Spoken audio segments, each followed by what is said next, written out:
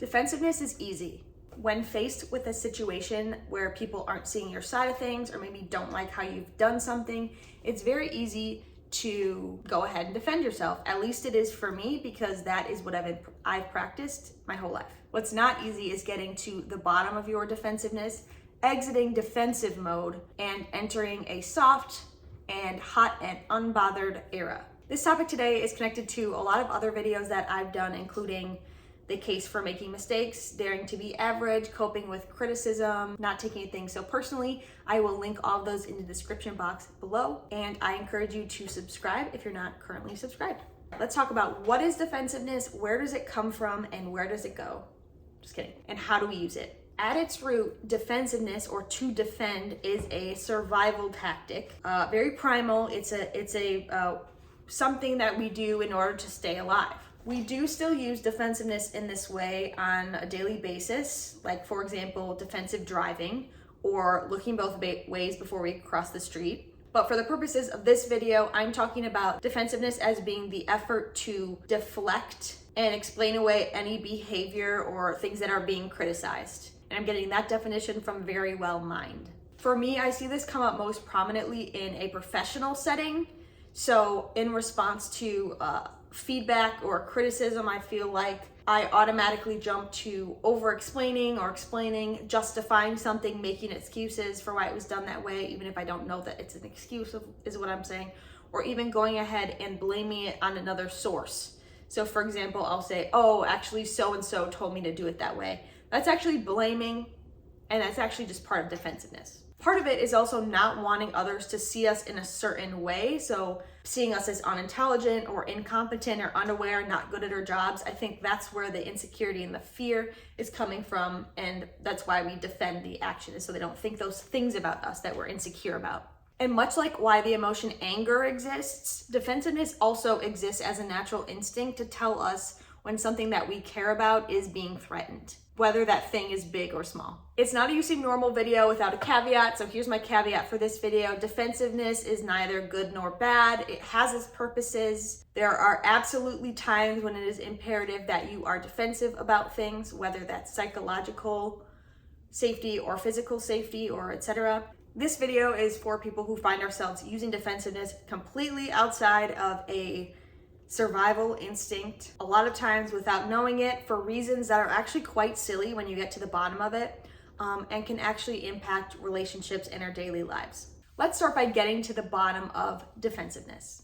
I'm going to walk you through 3 steps pretty quickly that all have to do with getting to the bottom of defensiveness. I want to say that these, while I walk through them quickly, will take time. They'll take weeks, if not months, if not longer, to actually do these steps and reflect on them. I'm making this video because I noticed that this was something that was coming up a lot for me in the past little while, and I've been getting really curious about it and wondering why this is the case and how I can stop doing that, because I don't want to keep spending my energy doing that.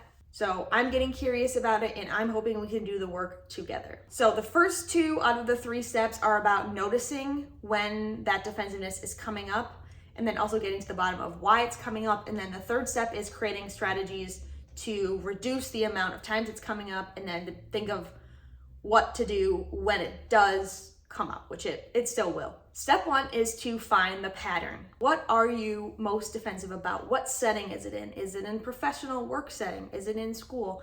Is it with your creative work? Is it at home? Is it with your partner? Is it in very specific instances that you could write out, that you could point to from the previous week? If you don't know where to start, you can always start by noticing in the next couple weeks, anytime you go into justification or explanation mode, when it's about something that probably really doesn't matter if you stepped back and took a look at it. And a little hint for you is this is like pretty much everything. But a couple things I get defensive about are when people think I don't know something, so they start explaining it to me, but I actually do know it. And then another one is if someone in an authority position tells me to do something or something in a certain way, and then another person in an authority position says they don't like that, and then they think it was my idea or whatever, that makes me want to defend myself there as well. Now let's go into step 2. Step 2 is to ask yourself, why though? THO, why though?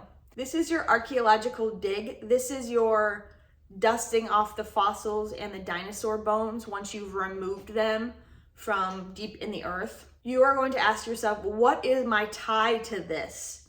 Why do I care? What's the belief that I hold around this? Some sort of question like that. So if I go back to the one where people are explaining something to me and I already know the thing, what that means to me is, oh, this person is going to think I'm not knowledgeable. Okay, so I probably am insecure that I don't know everything or don't know what I'm supposed to know. My other example was the authority figure saying, do it this way, and someone else being like, I don't like how you did it. That is the second person thinking I'm not good at my job. So I will go defense mode. Actually, it wasn't me.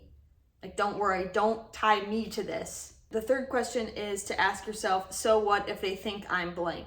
Late, lazy, not good at this. Okay, so everything you've thought of so far has been about noticing when you will be entering defensive mode. Now we're going to talk about what to do when defensive mode still comes up. You'll likely cut back on a lot of your defensiveness after just noticing the fact that, and doing these exercises, noticing the fact that it comes up and it arises in these recognizable ways, but it's going to morph into unrecognizable ways and new ways. And it's also just still going to come up because, like I said, it is a natural instinct. So now we're going to think about how we can work on dissolving the defensiveness. What to do, what to say that's specific to you. I'm going to let you 100% create all the strategies for yourself based on the times that you're most defensive. I don't know that what mine are actually going to work for you. So you're going to create your own. Some ideas that you could pull from could be, how could you reset your body if you feel it coming on? What are some internal talkbacks or affirmations? Could you develop sentence phrases in advance? Could you embody a certain fictional character? 2 for me that I've been liking are, 1, I think assume positive intent. I think it's a cliche now. And so I have a new version, and it's that this person probably likes me. So they're giving me a piece of feedback or criticism, and I'm like, okay, but I know that they like me. That makes it feel so much different already.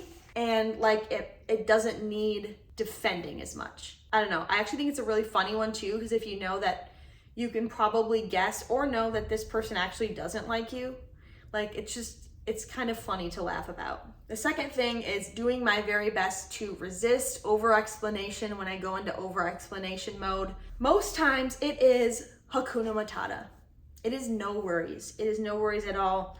Oh, different font. Okay, change, no worries, Hakuna Matata. Sometimes I don't act like it's different font, Hakuna Matata. I act like it's being hunted for sport, like this meme. Sometimes things might genuinely need to be defended through something I like to call compassionate education, which is basically kindly explaining something to the person. This doesn't happen as much as me just getting defensive about nothing at all. It's time for you to come up with your own. I hope this video gave you some reflection ideas and some sparks or energy in order to create some defensiveness dissolving strategies for yourself so that you can live more hot and unbothered, and of course focus more on the things that actually matter to you. I have curated a slew of related videos and I've linked them in the description box below specifically for this video. I encourage you to check those out if you want to continue getting curious, and I will see you in my next video. Thanks for watching. Bye.